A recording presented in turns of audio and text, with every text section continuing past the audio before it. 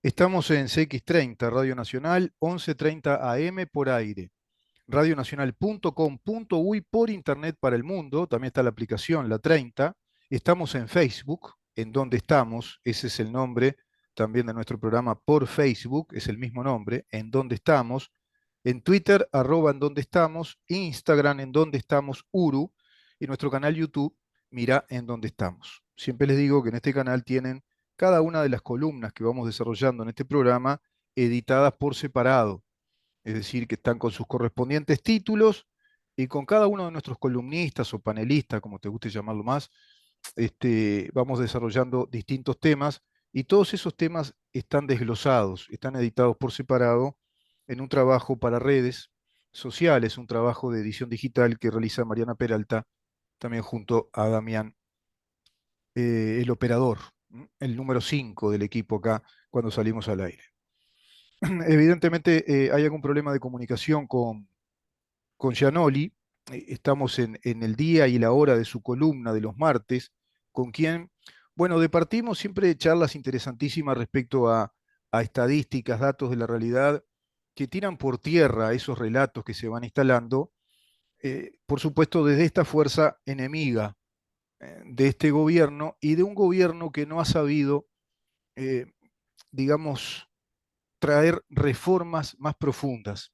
Y de ahí las inconsistencias que yo analizo.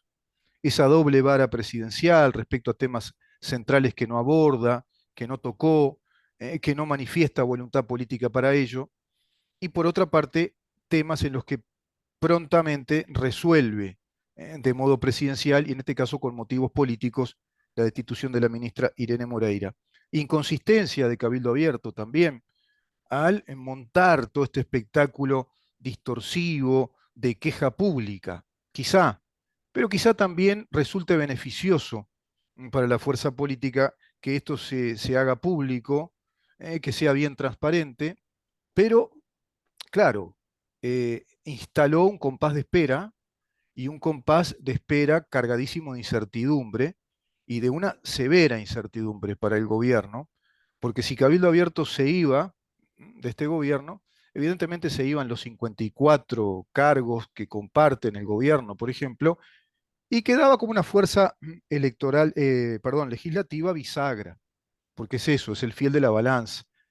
Entonces sería una fuerza política que al no estar ya más alineada a este gobierno y podría aparejar severos inconvenientes para el mismo. Todo eso estaba precisamente en ciernes, en compás de espera, en ese tiempo de incertidumbre que finalmente se resolvió y se resolvió en buenos términos. Por una amplia mayoría de la interna de Cabildo Abierto se toma la decisión de continuar. Porque incluso el general Manini Ríos, en ese sentido es un hombre también de apertura y diálogo, es consciente que Cabildo Abierto está fundamentado en su base electoral. Y es así. Y se planteó un programa de gobierno. Hay un compromiso programático en esta coalición o en esta alianza gubernamental. Y ese compromiso programático, bueno, se lo asumió cuando el balotaje y cuando el resultado electoral final, y sería romper con una promesa y con un vínculo respecto a las bases electorales. Creo que eso lo ponderaron, seguramente fue lo que más evaluaron para darle continuidad y además, por supuesto, sosteniendo o evaluando que es la única fuerza política que hoy tenemos en el país que puede contrarrestar o puede impedir el avance del proyecto socialista que tiene el Frente Amplio a través del Partido Comunista de Uruguay, que va articulando al PCNT. Grave inconsistencia de este gobierno que se mantuvo en otro atavismo político del país. Atávico es un calificativo que en español quiere decir algo arcaico, que proviene del pasado. Lo atávico no es ni bueno ni malo. Podemos tener atavismos, ancestralidades muy buenas, por ejemplo, atavismos o ancestralidades en normas de conducta que son beneficiosas para la humanidad. Hay ancestralidad jurídica, incluso muy beneficiosa para la construcción o constitución de un Estado nacional republicano y democrático. Por ejemplo, la isovalencia normativa o la isonomía, como es el principio de igualdad ante la ley, el proceso de garantías, el juez de garantías, la universalidad de la ley. la ley en el espacio y el tiempo para darnos seguridad jurídica. Todo eso que fue violado por legislación frente amplista, contando con anuencia de la oposición de aquel entonces, y que hoy en esos temas centrales, como por ejemplo el sistema de justicia, fiscalista, acusatorio, preeminente, de acuerdo al nuevo Código del Proceso Penal, es preceptivo pasar por fiscales todopoderosos cuando hay una denuncia penal. Y ahí ya no está el juez, se rompe, inclusive con la separación de poderes. Y así respecto, hay otro, ese atavismo es ideológico, ¿no? Es un atavismo del neoconstitucionalismo, que es el marxismo doctrinario en las ciencias jurídicas, que instala atávicos preceptos ideológicos. Y hay un atavismo, es decir, una costumbre arcaica, vieja, y en dos sentidos, vieja y arcaica, que es el corporativismo sindical que Uruguay sostiene y fundamentalmente potencia a partir de Julio María Sanguinetti cuando le da ese marco legal, esa ley que le da marco a las negociaciones colectivas, admitiendo el Estado uruguayo como únicos representantes legítimos para esas negociaciones colectivas en materia de relaciones laborales, de laudos, de salarios, al PCNT, con sus sindicatos únicos por actividad. Son los que están legalmente admitidos, legitimados como únicos y excluyentes interlocutores en esas negociaciones, conjuntamente con la Cámara Empresarial y el gobierno, en esas tripartitas que se resuelven en los consejos de salarios y luego en ese decreto presidencial que queda como un marco jurídico general, otorgando un montón de lineamientos a todas las empresas sin que hayan podido negociar y a los empleados que no integran esas mesas de negociación sin que puedan negociar. Por lo tanto, esta estructura corporativa arcaica, arcaica en Uruguay porque proviene ya de 1985 y no vamos a ir para atrás. Antes de la dictadura hubo un modelo más o menos parecido, pero no se llegó a instalar definitivamente este modelo corporativo de las negociaciones colectivas con sindicatos únicos legitimados por el Estado uruguayo para que sean los negociadores de los temas empresariales, de los temas vinculados a las relaciones laborales y a su vez también a los recursos económicos del Estado, porque negocian también los grados laborales y los salarios de los empleados públicos, de los funcionarios públicos. Es arcaico en ese sentido, desde el año 85 a la fecha inconsultamente funciona así, a nadie se le ha ocurrido plantear un modelo distinto, y además rompiéndose lo que el propio Estado uruguayo ratificó ante la OIT, que es la pluralidad sindical y la libertad sindical, porque esto violenta gravemente el principio jurídico de la autonomía de la voluntad y la libre disposición de la voluntad para las relaciones, para los contratos, para los acuerdos. Y una relación de trabajo es un contrato, es una relación contractual entre el trabajador y el empleador. Pero ese trabajador y ese empleador, o esos trabajadores y empleadores en distintas actividades dentro del sector privado, por ejemplo, no tienen ninguna posibilidad de dialogar entre sí libremente y llegar a acuerdos. Es decir, no hay sindicatos formados en las empresas y que tengamos un sistema de sindicato por empresas, por ejemplo. Podrían haber más de uno por empresa, o espontáneamente un grupo de trabajadores que se ven sometidos al mismo daño, por el mismo perjuicio, violentándose derechos adquiridos, derechos legítimos, bueno, pueden plantear en una espontánea reunión de trabajadores la constitución en los hechos de un sindicato y negociar con el empleador. Y llegar inclusive a la medida más drástica, que es la herramienta que tiene un sindicato, como lo es la huelga, que no es otra cosa que romper con el contrato de trabajo momentáneamente hasta que se resuelva la situación.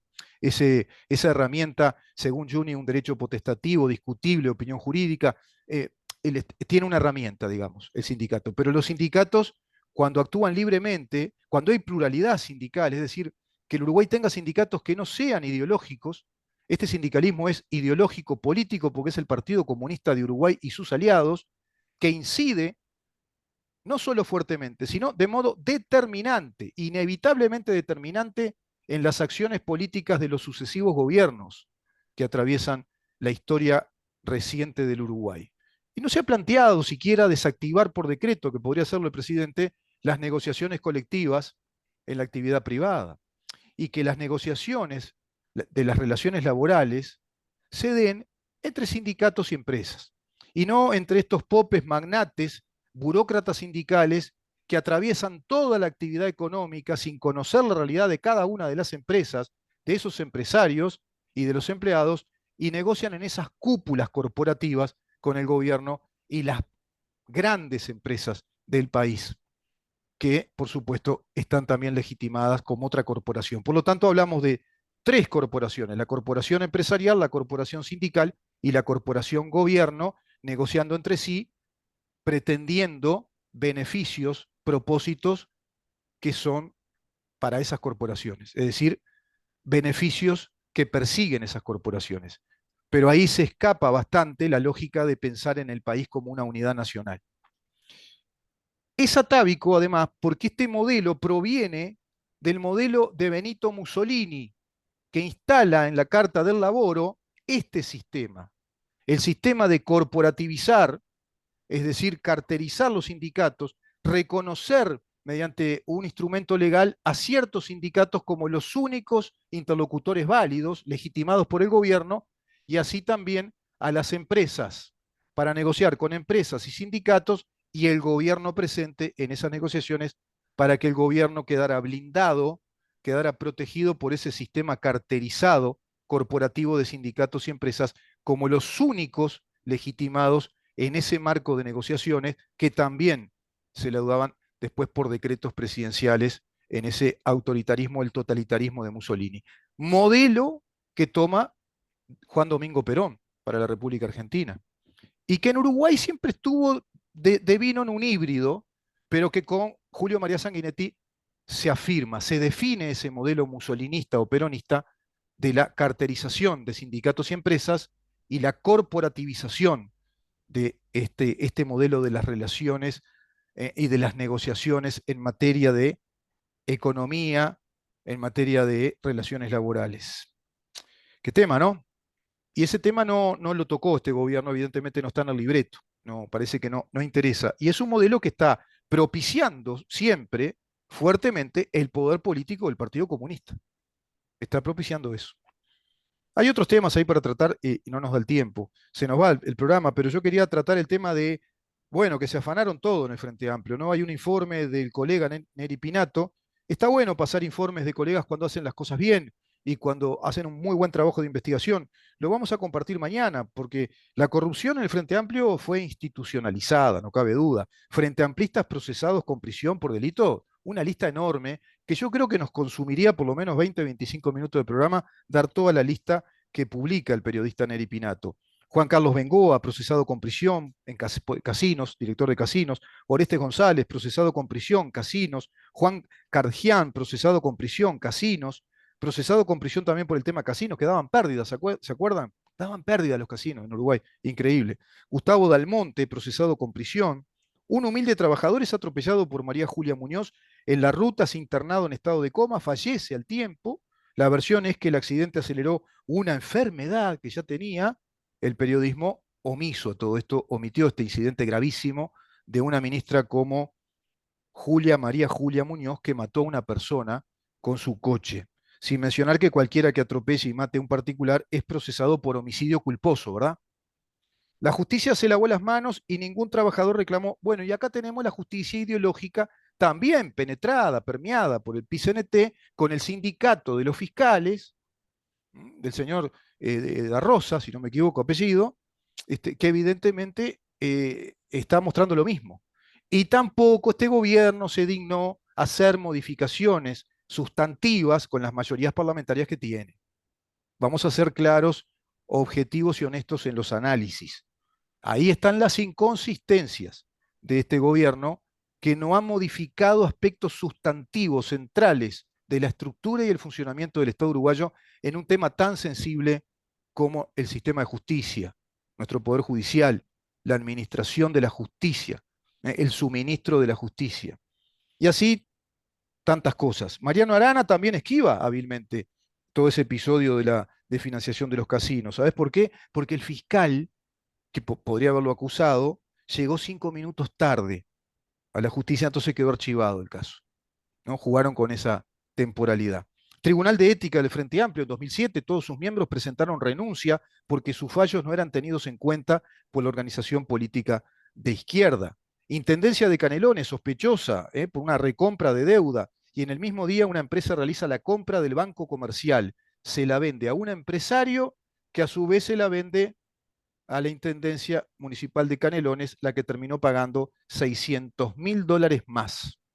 El intendente de Canelones, Marcos Carámbula, hace ingresar a más de 11 familiares a la comuna, crea 180 cargos de confianza y acomoda a 21 dirigentes del Frente Amplio que no llegaron a la banca en la Cámara Baja. Entonces, como no llegaron ahí, bueno, los metemos acá, como hizo Carolina Cose con los ex custodios de Tabaré Vázquez, por ejemplo, y con algunos personajes del Frente Amplio que esta vez no le dieron los votos para ser diputados y senadores y están dentro de la Intendencia de Montevideo, presupuestados, por supuesto.